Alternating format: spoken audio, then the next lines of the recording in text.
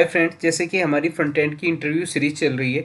आज जो टॉपिक हम कवर करने वाले हैं वो है use callback hook. Use callback hook काफ़ी इंपॉर्टेंट टॉपिक है। लास्ट वीडियो में जो हमने कवर किया था यूज़ मेमो हुक को कवर किया था।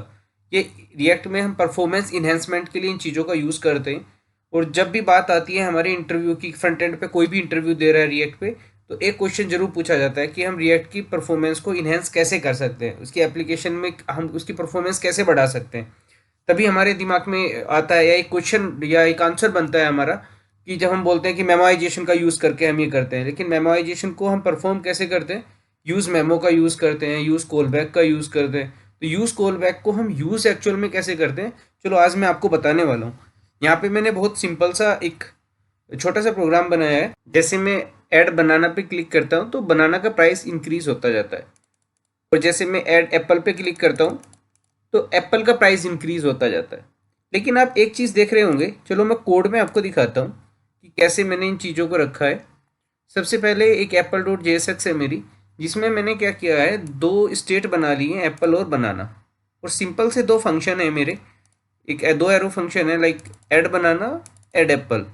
तो दोनों की स्टेट को मैं जब भी ऐड बनाना कॉल होगा तो बनाना +1 करता जाऊंगा। सेम लॉजिक सेट एप्पल में मैंने लिखा है। और जैसे आप नीचे आके देखोगे तो मैंने क्या किया हुआ है, एक दूसरा कंपोनेंट बनाया हुआ है बनाना डॉट जेएसएक्स, और बनाना डॉट जेएसएक्स को एप्पल डॉट जेएसएक्स पे कॉल करा हुआ है। मतलब कि बनाना डॉट जेएसएक्स एक चाइल्ड कंपोनेंट हो गया एप्पल डॉट जेएसएक्स का, जिसमें मैंने दो चीज़ों को एज ए प्रोप्स में पास करा है, लाइक बनाना की वैल्यू और बनाना का फंक्शन, जिससे हम इसकी प्राइस को इंक्रीज कर रहे हैं। ठीक है।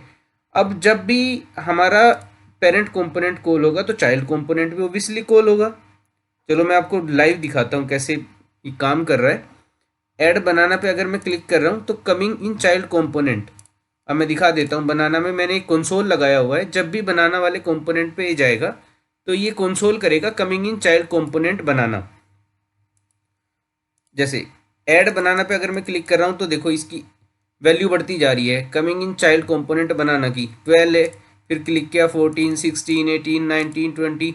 तो इस तरह से इंक्रीमेंट होता जा रहा है, क्योंकि वो बार बार उस चाइल्ड कंपोनेंट को कॉल कर रहा है। यहाँ तक तो सब सही है।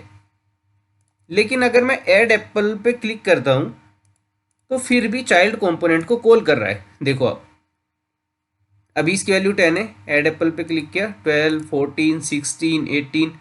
ये नहीं होना चाहिए, क्योंकि दोनों चीज़ें अपने आप में अलग हैं। ये लॉजिक अलग है, ये लॉजिक अलग है।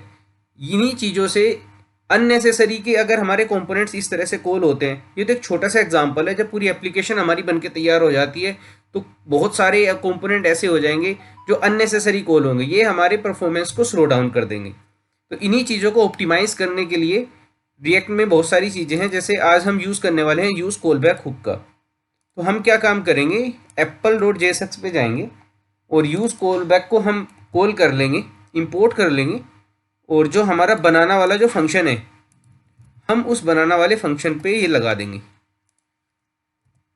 Use call back. अब इसके अंदर ये एक एरो फंक्शन लेगा और डिपेंडेंसी हम पास कर देंगे बनाना। ये हमारी मर्जी है, मल्टीपल डिपेंडेंसी भी ऐड कर सकते हैं। तो अब मैं आपको दिखाता हूँ एक चीज़। जैसे आप ऐड बनाना पे क्लिक कर रहे हैं तो इसकी वैल्यू इंक्रीज हो रही है, 14 हो गई, 16, 17, 80, 20, 24। ये सही है, ऐसा होना चाहिए, क्योंकि जब हम चाइल्ड कंपोनेंट को कॉल कर रहे हैं। लेकिन जैसे ही हम एप्पल को अब इंक्रीज कर रहे हैं, अब आप कंसोल में देखोगे कुछ नहीं आ रहा है। तो बनाना वाला जो कंपोनेंट है अब चाइल्ड कंपोनेंट कॉल नहीं हो रहा है।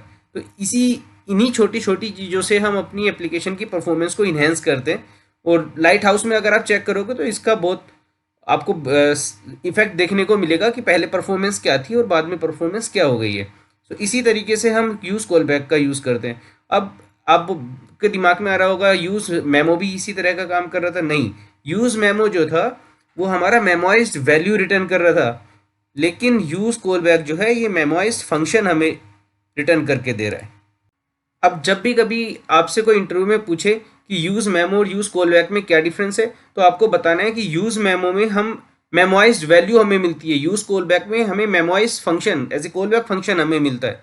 तो दोनों जब भी हमारे कंपोनेंट की बात आती है कि कंपोनेंट में हम कुछ पास कर रहे हैं, चाइल्ड कंपोनेंट की जब भी बात आती है या फंक्शन की बात आती है, तो हमें बोलना है कि हमें यूज़ कॉल बैक यूज़ करना है। और जब एक सिंगल वैल्यू की बात आती है विद इन सेम कॉम्पोनेंट पे हमें यूज़ करना होता है, उस टाइम हमें बोलना है कि यूज़ मेमो का यूज़ करना है। और दोनों का यूज़ ऑलमोस्ट सेम है, इसी तरह से डिपेंडेंसी पास होती है और इसी तरह से फंक्शन पास होता है, मतलब कि हुक्स को हम इसी तरीके से कॉल करते हैं। दोस्तों, अगर आपको मेरी ये वीडियो पसंद आई हो तो इस चैनल को लाइक एंड सब्सक्राइब जरूर करना और सपोर्ट बनाए रखना, और जल्दी मिलते हैं इस सीरीज़ की नेक्स्ट वीडियो में।